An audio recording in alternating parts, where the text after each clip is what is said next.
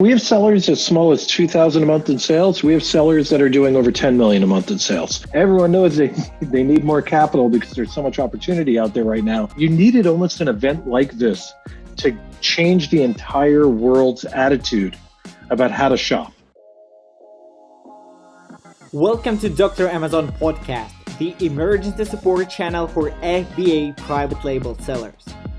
We invite top Amazon experts to share the most efficient tips and tricks for your businesses. My name is Vitaly Hizhniak and I am the CGO of Profit Whales. And let's get started. In our Dr. Amazon podcast, we often talk about growing businesses. But where can we get a budget for that? You could decide to sell your business, a part of it, take a bank loan, or use a financial platforms as Payability.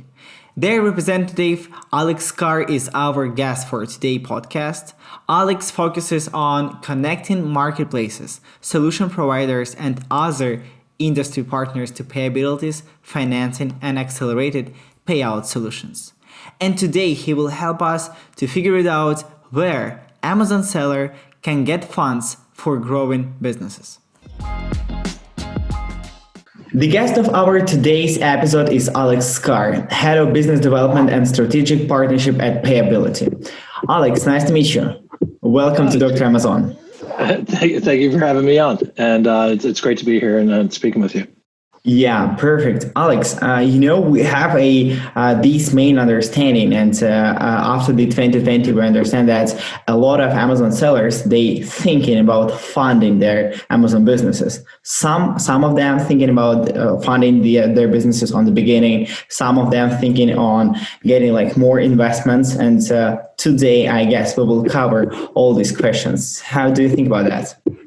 Yeah, I think it's great. I mean, traditionally, we used to talk to people a lot before COVID. We used to always, whether I'm talking to different partners, whether I'm talking to marketplaces, whether I'm talking to sellers themselves, there's always, like a fog around finance. What does it mean? When do I need it?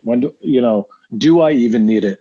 And what we've seen since COVID is everyone knows they need more capital because there's so much opportunity out there right now. And now they're starting to, they've answered that one question. I do need it, but there's still, we find a lot of confusion around what's actually the right fit for me. And, I'm happy to get as deep into it as we'd like. Yeah, a lot of people just feel the COVID inside the Amazon, because we got some niches they just grew up and some niches they just got a pulse for a long term, for 3 or 6 months.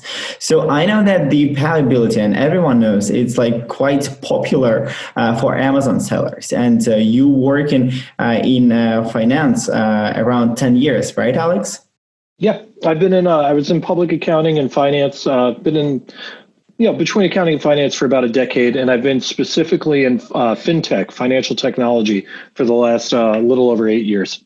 Perfect. I guess that you are the right person to just answer the question in the case of how could Amazon sellers understand or find the best way on asking themselves that they need a finance, they need funding, they need help. What is this point? How to evaluate it? Yeah, so I think when we think about anytime we want to take on outside capital, and it comes in all different forms. It could be, and it depends where you are in your life cycle of your business. Are you just getting started and you need some capital to kind of get the business going? Are you already found some product market fit and now you're in a market that's not saturated and all you need to do is just kind of increase your marketing spend? Do you already have tremendous amount of demand and you need to keep up with that demand in the form of inventory? So really, on the first level, we kind of want to ask ourselves, where are we at in our business, life cycle and journey? And then we want to see what options are available to us. And more importantly, what am I going to use use the capital for? If we're going to leverage outside financing, it comes with a cost. Right. And whether I take on VC funding and I'm giving up part of the equity in the business, whether I, have a rich uncle who wants to give me money and I'm giving up every family dinner to talk with them about how my business is going, whether I want to use a personal credit card or whether, going to banks, there's a lot out there. And so the first question is, what are you looking to solve? Mm-hmm. Anytime you take on outside capital, you want to be putting it to work to grow your business, right? And so so how are you going to put it to work? What am I trying to solve here? And a lot of times it's opportunities. Mm-hmm. We have opportunities out there, but we can't take them because we don't have available capital. Or in the case of Amazon paying us every 2 weeks, we have capital locked up with Amazon that we could use to be able to reinvest in the business. So the first step is really what are we looking to accomplish? If we're talking about someone who's just starting on a business, and they have no time in business yet, they're looking for that initial capital. That's a little bit harder because there you can't look at any past success. A lot of the underwriting and the risk evaluation is going to be based on that owner themselves. Mm-hmm. So typically there you're looking for maybe some angel investors. Maybe you're going to use a personal credit card. Personal loans sometimes are a good start. Maybe you're going to start the company as a side hustle, save up enough money until you can do it full time. Because typically you need at least a couple months in business.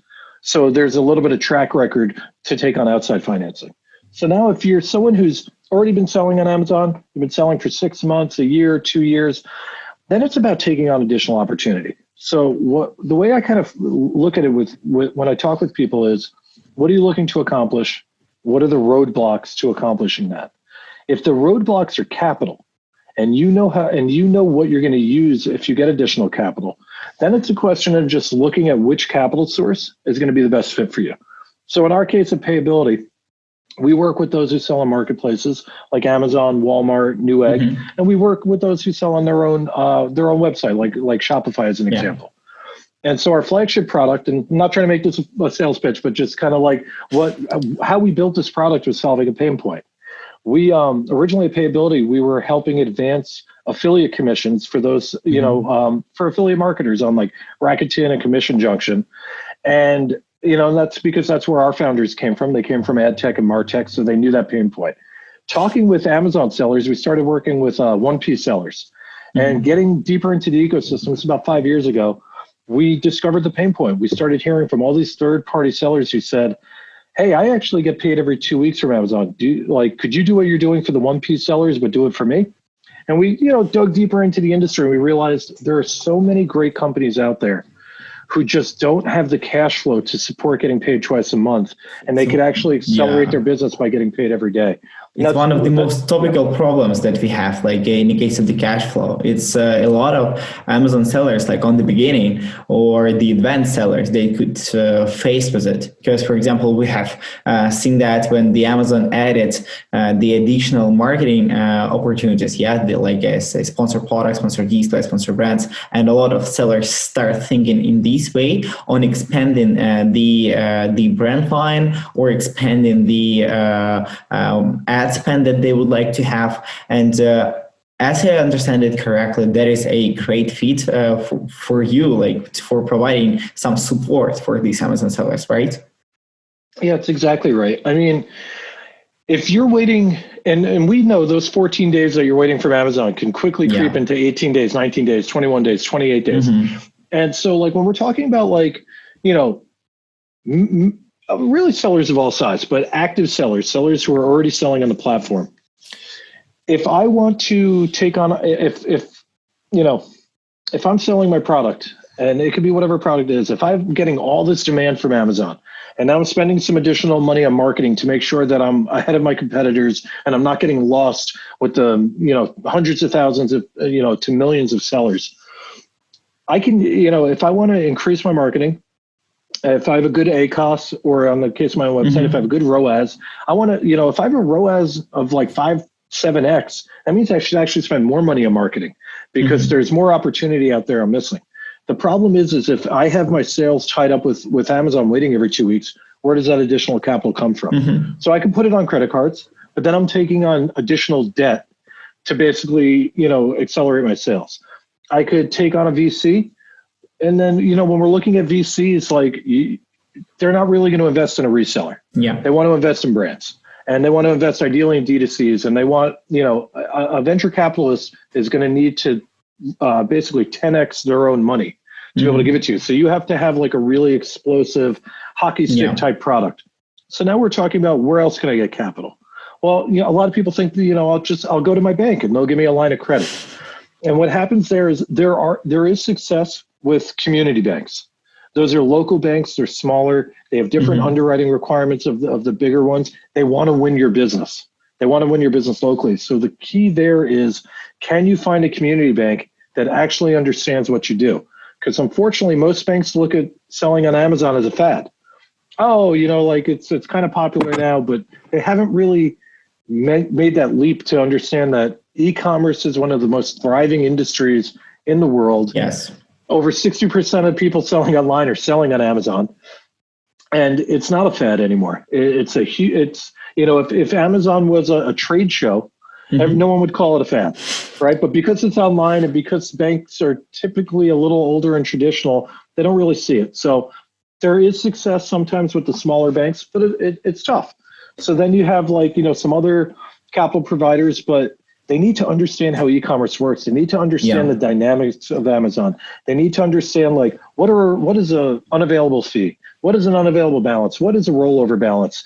What does it look like when am I less risky if I'm doing 50% FBA or something? And all those nuances, you need someone who really knows Amazon specifically. So we're not the only ones. Amazon has their own lending product as well. The problem there is it's invite only. You can't knock on Amazon's door and say, "Hey, I want some. I need your help, guys." Yeah. I have a question about the. By the end of 2020, we got more and more companies that purchase businesses or invest into the Amazon businesses. Yeah, we have a Purge, we have a Trusto, and all other companies. Where are you located in this chain? I mean that you do something the same, but not at all, right? You are something different. Could you please tell me more about this difference? Yeah. So we don't buy companies. Yeah. And so that's the first difference is, the Thracios of the world out there, they're basically seeing these rocket ship companies happening on Amazon, and they come in and they leverage some of their know-how to take an already successful brand or an already successful Amazon business and then leverage their economies of scale and basically, acquire it to build a portfolio. Where we're different is we're not taking any equity. We're not an investor and we're not an acquirer. We're looking to provide capital to businesses so you can still own that business and grow it. And then where we kind of play in that world is sometimes we have people who are looking to be acquired and they want to ramp up sales so they're most attractive when it comes to that acquisition time so they get the best valuation. We have some VCs who actually work with us because they already have great brands. There is no product, there's no marketing saturation yet. And they want to basically take the sales to reinvest them rather than taking growth capital. Because when I say growth capital, I mean equity capital. Equity is designed to enter new product verticals, increase technology, hire employees. You don't necessarily want to put that money to work the same way that you want to use receivable financing like what we do, which is basically accelerating the sale. You've already made the sale, we want to get you paid faster, as opposed to taking on additional debt, which will now show up on your balance sheet as a new line item. We're not a debt product, so there's no debt disclosures, no long-term debt, no short-term debt. So when we're talking about these companies that want to be acquired, adding debt financing, taking more equity financing, that's going to change the valuation. Taking on a long-term note is now going to be on that balance sheet, and now it's going to change some of your formulas like your quick ratio. Using revenue financing that's not debt can essentially accelerate your sales without having that debt line item on the balance sheet. So you're more attractive. Your top level sales are better. You're going to get a higher valuation. And that's kind of how we've worked with folks in and around the acquiring universe. Perfect. So could you please tell me more about, for example, the lifetime value for your clients? As I understand that some of the clients, they could use your services for some period of time. They will fix all their cash flow problems and then skip your services and everything will be okay. But I guess more clients, they are happy to reinvest more and more if they find the right niche or the right products or expand their product line and they could grow with you. What about the LTV here? Yeah, and it really, it kind of varies. So financing in general is kind of timely. We have so many customers who just use us in Q4. They show up in, August or September and they leave in January because what they're looking to do is maximize the sales during their busiest period. We have some really big sellers who use us almost as an insurance. They're a very big company. They have a lot of capital, but they're doing so much sales per day that they can't even risk being suspended for a day or two. And suspensions happen. We all know suspensions happen. Some suspensions are cleaned up in a day or two, but at least with us, they're getting paid up to that day of the suspension. And rather than, if they weren't working with us, they might get suspended the day before Amazon releases payments, and then it rolls over into another period. And now instead of having gotten paid up to that day, they haven't been paid for a month. So we do see some large sellers who use us almost like an insurance. But as far as our LTV, it kind of varies. We've had customers that are with us for 5 years. We've had customers who have been with us for 5 years, but only show up twice a year when they need us, because we have the two products. Yeah. We have the one that gets you paid every day, and then we have our capital advance, which is a lump sum of capital up front for future sales, similar to PayPal working capital, Shopify capital, Stripe capital. So those are, like a lot of times those the people who use the advanced product, they may just show up during their buying periods. They're going to make 3 large inventory purchases a year. They want to leverage our capital to use it. Some big D2C brands, they're basically doing all their marketing spend through us to accelerate, to accelerate the demand. So I think our average LTV is about 18 months. But we have some people who use us for 3 months. We have some people who've used us for years. So it's really, again, it's about where you are on that journey. It's resellers use us forever because they're constantly buying and selling. Whereas like D2C brands may just use us once or twice a year to basically do a big marketing push or to make a big inventory purchase at a discount. And, there's so many different parts of the life cycle of Amazon sellers. It's really like if we trim down exactly what type of seller they are, reseller, wholesaler, D2C, private label, then I'd probably be able to trim down that. And are they looking to sell the business at some point? Are they looking to run a lifestyle business? That would help me get the LTV down a little bit more. But that's the beauty of finance in general. If you have the opportunity and you're missing out on opportunity because of capital, you're going to keep getting additional capital. And if you've already hit a point where you're comfortable and you just want to, run a lifestyle business, you may not need outside capital anymore.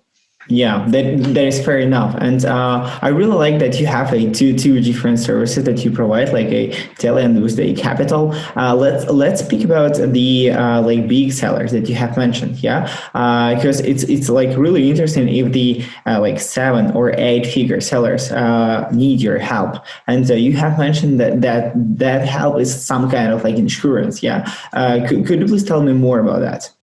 Yeah. So and we have sellers as small as 2,000 a month in sales. We have sellers that are doing over 10 million a month in sales.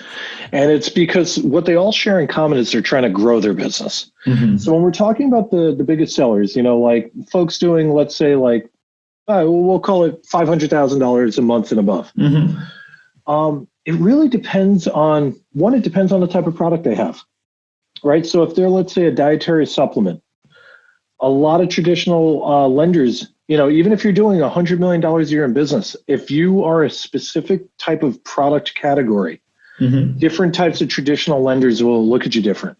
Then it's a question of, are you international or are you US based? Yeah. So a lot of times, if you're Canadian based, you lose access to a lot of the US financial companies. And we have a lot of financial companies in the US.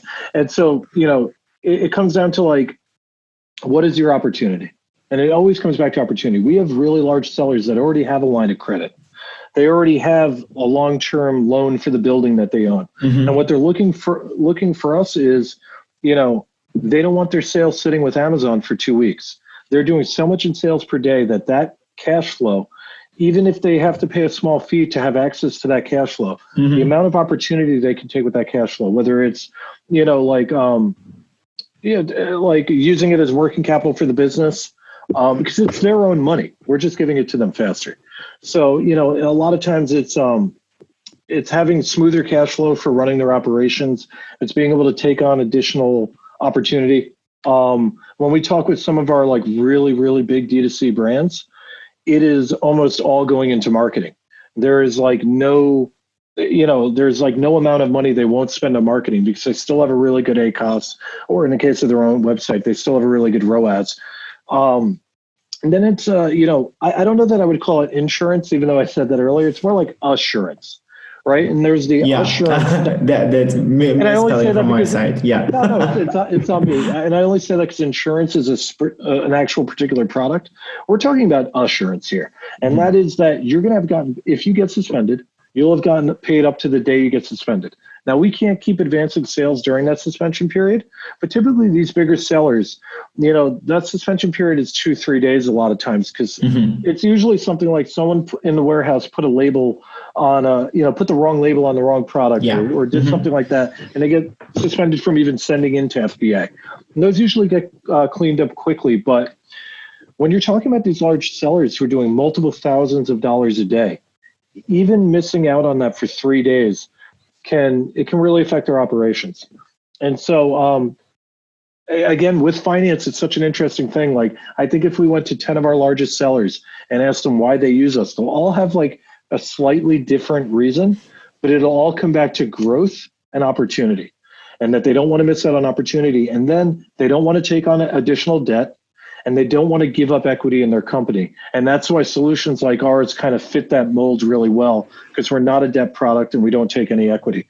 So, that's typically what we see with our largest sellers. And they also get the best rates. And so, like, if you're doing that much and you've been in business for a while, our risk is much lower. So they're usually getting, of course, really custom preferential rates from us as well. It's like the great idea when you have a bestseller page inside the Amazon, you have a discount inside the Amazon advertising. The same we have in Payability. If you do more, you will have a discount too. Perfect. Okay. Let's summarize this topic. And could you please provide three main advices for Amazon sellers in the case of the finance? Yeah, so I would say number one advice is you need to know your numbers, right? Every business owner should know their numbers, and it's not just your Amazon numbers. So there is, what are your margins? What are your fees with Amazon? What else do you have going on in the business that are expenses? And then you want to understand what your opportunities are. So like rule number one, know your numbers, right? Like, will you actually make more money spending more on marketing? Will you have a more robust business? Are you losing sales by stocking out of inventory? What we've seen is like one of the quickest ways to lose the buy box is stocking out an inventory, because stocking out an inventory directly leads to negative reviews. And if you could imagine, like, no one leaves a 3-star review. It's 5-star review and a 1-star review. 5-star review, I'm blown away with the experience. 1-star reviews typically come from either what I ordered wasn't what I got, and that is not a capital intensive thing. The one that is capital intensive is what I ordered didn't get delivered on time, and I canceled the order, and I'm angry at the person because they ruined my weekend, right? Like, I wanted this dress for this party, or I wanted this speaker for my barbecue, and I needed it on Saturday. You told me I'd get it on Friday, and it shows up on Monday. I am so upset. I never even heard about your company before, but now you've ruined my weekend. That comes directly from stocking out. And a lot of stock outs happen because people don't have the available capital to keep up with the demand that Amazon will drive. Amazon drives a tremendous amount of demand. And so rule number one, know your numbers. Rule number two, see if there's additional opportunity that you could take if you had additional capital. And then number three, do your homework. Don't just, when it comes to Payability. So for folks who are seeing us on right now, check us out. Do your homework. See who our competitors are. Look at the competitors of the competitors, and you kind of want to fight for the best rates. All capital providers are, that we want to be partners, but we're also basically a vendor, just like every other vendor you work with. Do your research on them, do your homework with them, see if you're getting the best deals, understand who they are, have conversations with them, ask questions. Those are the types of things that if the financial provider is doing it the right way, they're happy to have those conversations. If they're trying to hide from those conversations, maybe you want to look into some other opportunities. Perfect. I really like it. That is amazing, Alex, and thank you for all these advices. We will speak about your hobbies, and I know that you like fishing. Yeah, that is right. Perfect. Yeah, And definitely. I really wanted to know, for example, what you do like when you do not thinking about the finance, yeah, when you do not help Amazon sellers to fund or for like finance their businesses. What is your main hobbies? It's so funny. Pre-COVID, I had a lot of outdoor hobbies. One of my favorite hobbies in the world is just to walk around New York City and just find a street that I haven't been on. And I'm from New York. But there's still all these streets I've never walked down and neighborhoods I've never Wow. walked through. And like there's tens of thousands of restaurants. So like one of my biggest hobbies in normal times is just walk around the city, hear the Wow. city, see the people. There's so much action in New York. Um, Now that we're in COVID, it's kind of funny. Some of my hobbies have changed. So I've gotten really into bird watching during COVID. Our head of sales and I actually had a contest going during COVID who could spot the most new birds. But I've gotten really into bird watching. I've gotten into puzzles, which is I never really thought I would get that into them, but now I'm working on like 4,000 piece puzzles. And Wow. what I really like about it is there's a little bit of investigative work, right? You're trying to match up the pieces, Yeah. but there's a lot of little wins. I love doing things that have little wins, right? Like you find a piece, you get excited. Same thing with bird watching. You see a new bird you haven't seen before, and it's just like it's a little bit of adrenaline.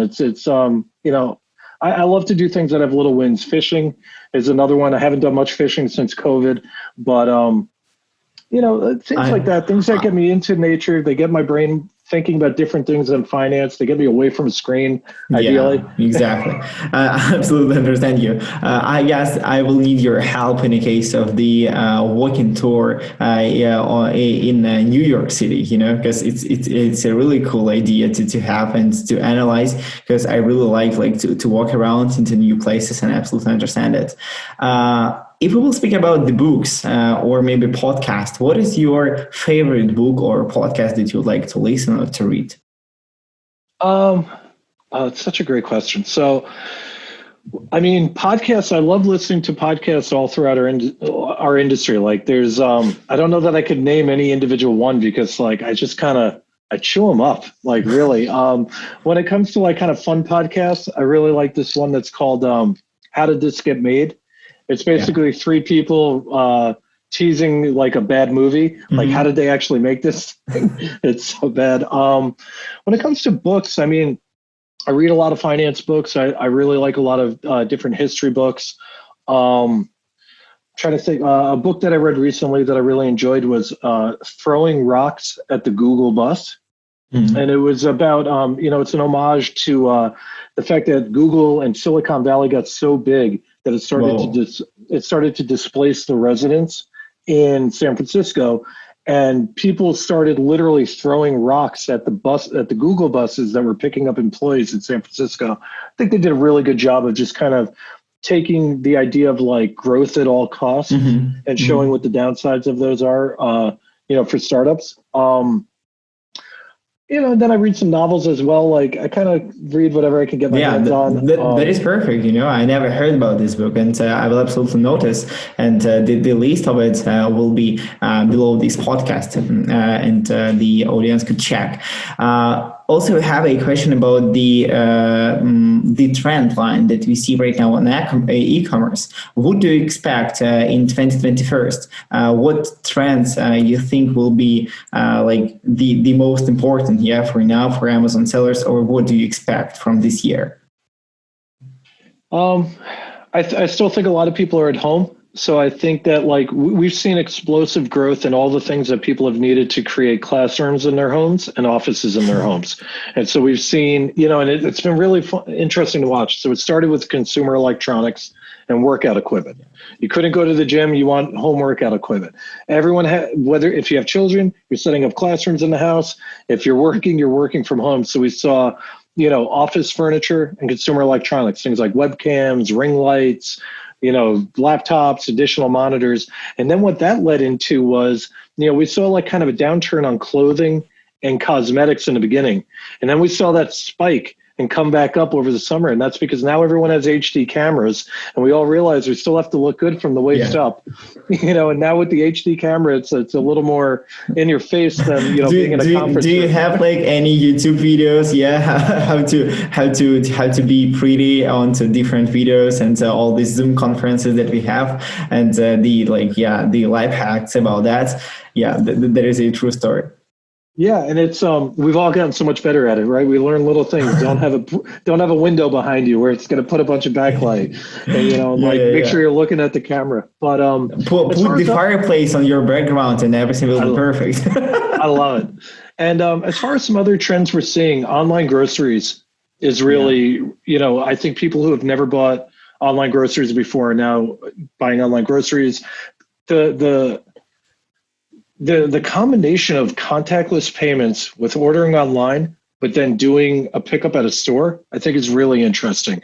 So essentially, I'm ordering it online. I'm going to do a curbside pickup.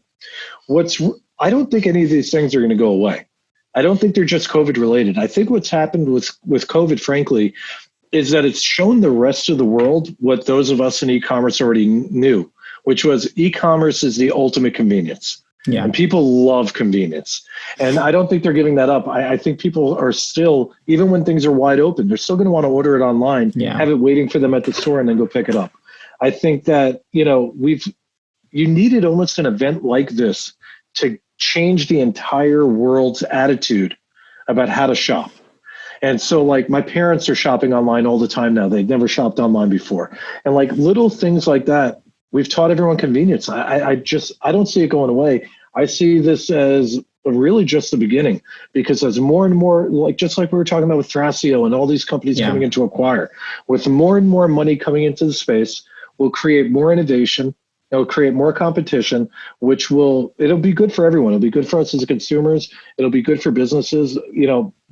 I really think we're just scratching the surface now. And then as things go mobile and we look at emerging markets and now they're coming in, it's the great thing about e-commerce. Your business can be open 24 hours a day, 7 days a week, and your customers can be located anywhere in the world. And I think this has opened the eyes to that, and it's just the beginning.